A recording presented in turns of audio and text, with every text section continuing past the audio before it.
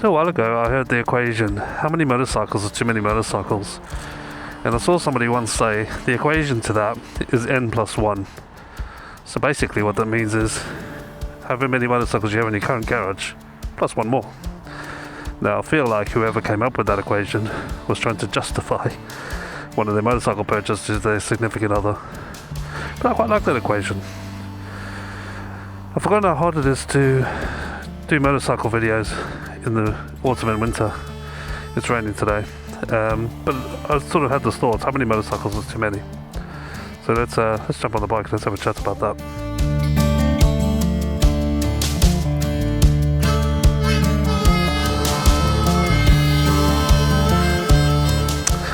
So you find me in a bit of a different location today. So I'm at a hospital in Cambridge, lovely Cambridge. I don't think I've ever ridden into Cambridge before. Because you'll remember from my last video that I've got to have an operation soon on my knee. Which I'm not looking forward to, but it's been a long time coming. So those of you who are older, and I know there's a few of you who watch the channel, if you look at the analytics, I'm probably going to need a knee replacement one day. But I have a torn meniscus, I also have some bone bruising, and I'm also going the wrong way out of this hospital grounds. Let's go the other way out. So yeah, so I'm having a microscopic surgery to go in and remove all the gump that's sitting inside my knee. But yeah, so that's in a couple of weeks' time. So that's going to take me out of action for riding a motorcycle for a while. So I have to get as many of these videos in as I can before that. Let's wait for the traffic.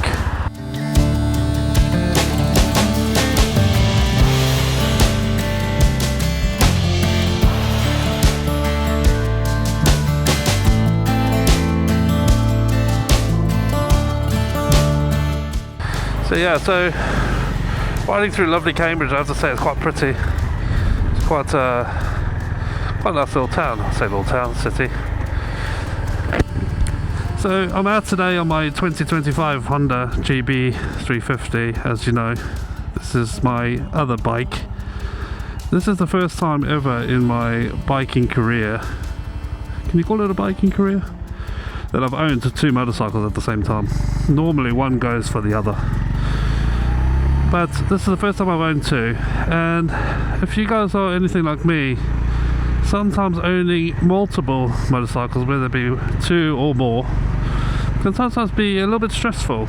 You know, you're talking about two lots of insurance, two lots of maintenance, two lots of knowing when the maintenance is due, two lots of knowing when the MOTs are due, etc, etc.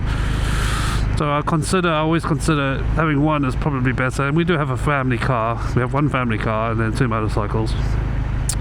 So I've been really thinking lately about whether I should be selling the GB350, because as you know, I have a Speedson 1200. Now, I really like the idea that the GB350 could be my only bike, but I do still think, and maybe it's just in my head, that it is slightly limited if you ever go further afield, or you want to go further afield. Now, I don't go further afield, I don't do any touring and I don't do anything like that, so you could argue for the little riding that I do, the 350 is absolutely perfect, but you just get a little bit more capability with a bigger bike. What's going on with this traffic today?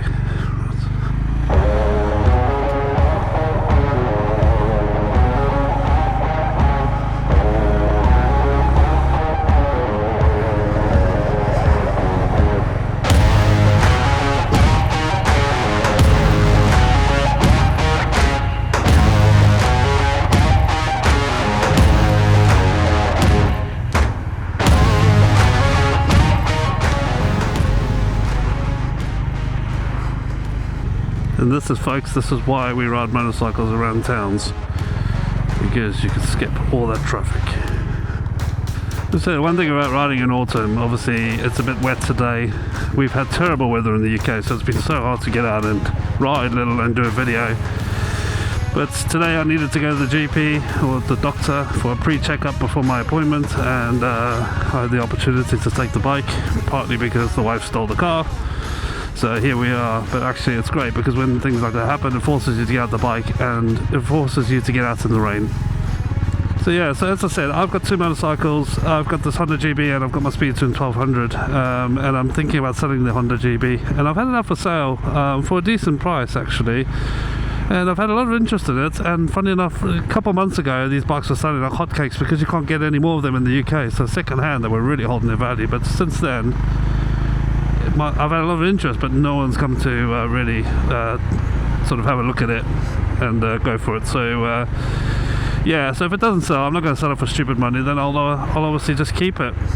This bike obviously complements the Speed Twin quite well, but they are very similar bikes, I guess, if you look at it that way. They're both street bikes, they both kind of do the same thing, just one faster than the other.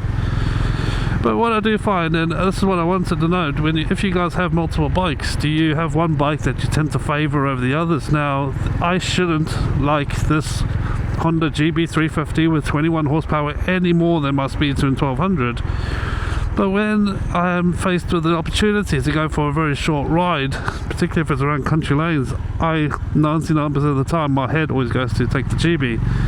But then I have to kind of force myself to take the Speed Twin every now and then, and obviously I absolutely love the Speed Twin, and it's only really when I go further afield, you know, when you do a bit of motorway work or fast B roads, then obviously that's when if I'm on the Speed Twin, that's when I appreciate the extra power. But 99% of the time, if I'm just cruising around little lanes like this, which is a lot of the UK, a lot of the riding that I do, then you can argue actually the 350 is absolutely perfect. So should I hang on to this GB and keep it alongside the Speed Twin, especially for the winter, and then obviously see what happens in the new year?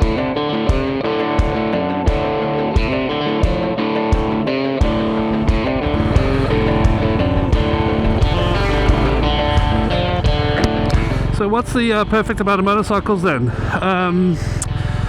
So ideally you want a bike for each occasion then, I guess.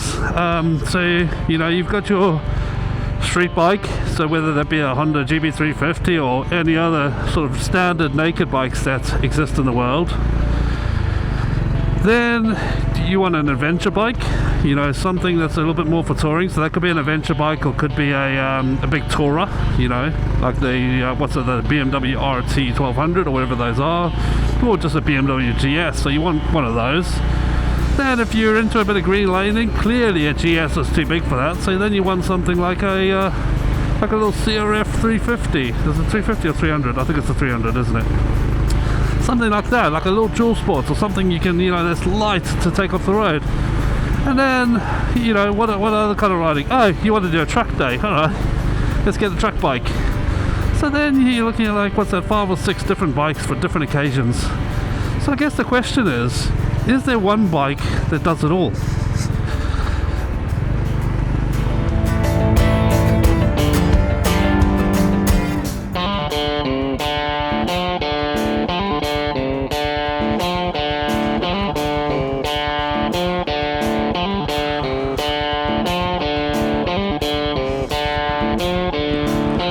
So I thought I'd do a quick walk around with the bike, kind of show you what.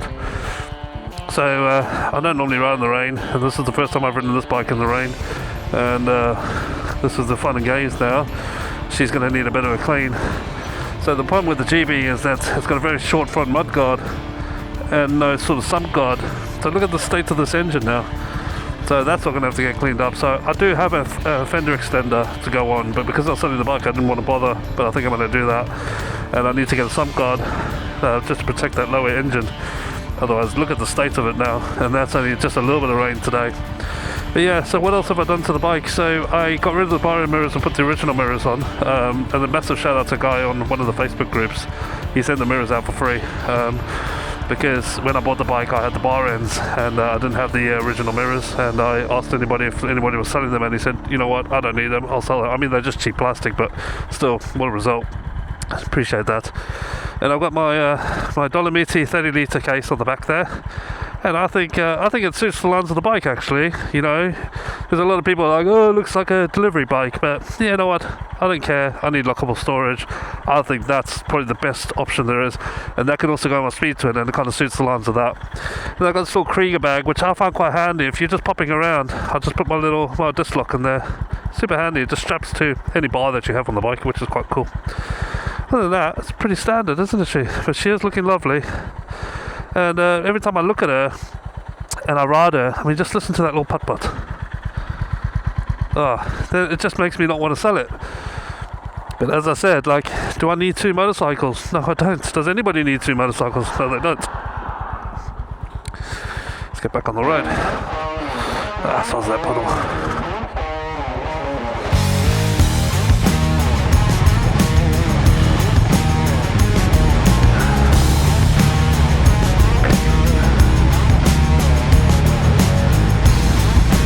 So is there a one bike that does it all? I don't think there is. I think every single motorcycle has its own sort of compromise, doesn't it? So I guess you could argue the most versatile is a naked street bike, so the Speed Twin or a Yamaha MT-07 or MT-09, you know, that kind of stuff. Because they can pretty much do anything. You can strap luggage to them. Okay, they might not have the best luggage solutions, but you can certainly get luggage for them. You can ride them on any conditions, whether it be on a motorway, on back lanes, anything. So you could argue it's the most versatile. They tend to have the shorter seat height, so they sort of appeal to a lot more riders. They're not, it's a more neutral riding position, a bit like this, so you're more upright, so you're not sort of bent over the handlebars. So you could argue that the naked street bike or the standard motorcycle is probably the best option that kind of ticks all the boxes. So you could argue that the Speed Twin is the best.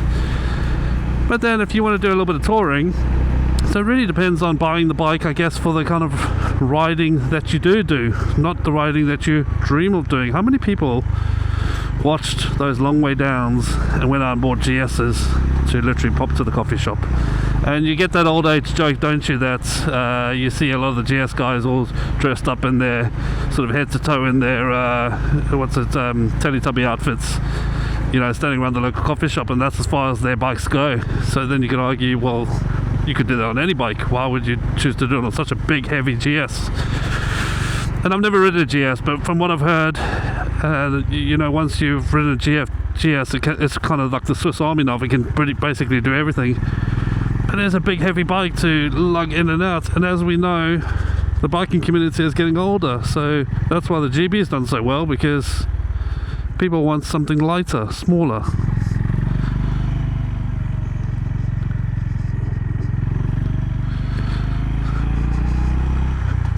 Bicycles are the way forward, I guess.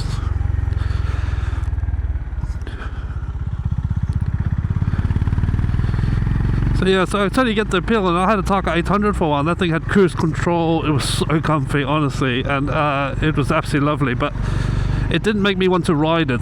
It was great for, like, if I was going to commute into work, so doing a bit of motorway, or if I was doing a longer trip, I was like, yes, it's the perfect bike, because once you're on, it's so comfy. But getting in and out of the garage, I mean, it wasn't a heavy bike, and it wasn't big compared to some of the other, like the GS's, but still, you know, if you have half an hour to go for a quick ride, it's kind of like, oh, do I really want to take that, you know, get it out the garage and all that kind of stuff. Whereas I find with the GB, you can literally just jump on it and go, because it's so unintimidating.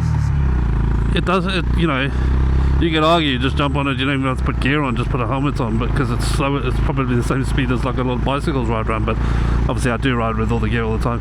So is there the one bike that does it all? I don't know, that's for you to decide, I guess. But what I'm trying to justify in my head is, do I need 2 motorcycles? 2 motorcycles that are very similar, a 350 and a 1200. Should the 350 go and make way for like a touring style bike? Or should I keep the 350, because majority of my riding is these slow back lanes, and actually the 350 is just so much more fun to ride. And should the Speed Twin make way for, I don't know, a big touring bike that can go further afield? But remember what I said about buy the bike for the kind of riding you do. I'm not going touring anytime soon. I've got one child under 2 and another who's 8, and I have a lot of family responsibilities, so I'm not popping over to Europe anytime soon.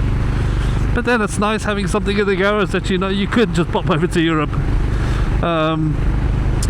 But that's why I say, buy the bike for the kind of riding you do now, and then if things change, then buy a different bike in the future. Don't buy a bike for something you aspire to do, but never do. You just end up regretting the purchase. Wait. So, I guess the question is, guys, like, how many of you have multiple bikes in your garages? How do you justify them? You know, do you choose to buy a bunch of older bikes so you know that the initial outlay is low, or do you have a bunch of new bikes in the garage like the Mr. Flyer? It really depends on how big your pockets are, I guess. But the main thing is, a bit like me, do you find it stressful owning multiple bikes? Do you find having to worry about maintenance? How do you manage it? Do you have a spreadsheet so you know exactly? So if you have like 3, 4, 5 bikes that you keep on the road all year round, so you want to keep them MOT, tax, insured, there's only so far that notifications will go. So how do you guys keep on track of all that? I'd love to know your thoughts.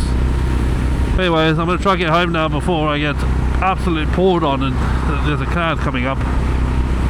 And hopefully I'll catch you guys on the next one, weather permitting. Just for hanging out. If you made it this far, please do that normal thing, like and subscribe. I can't believe that there's over 700 of you that have actually chosen to subscribe to this channel. It's the most random channel, but I'm enjoying it. It's great fun. I'll see you guys on the next one. Woo! See ya. 70 mile an hour, 350 speed. Come on, try to go full tilt here. Come on, you can do it, little GB.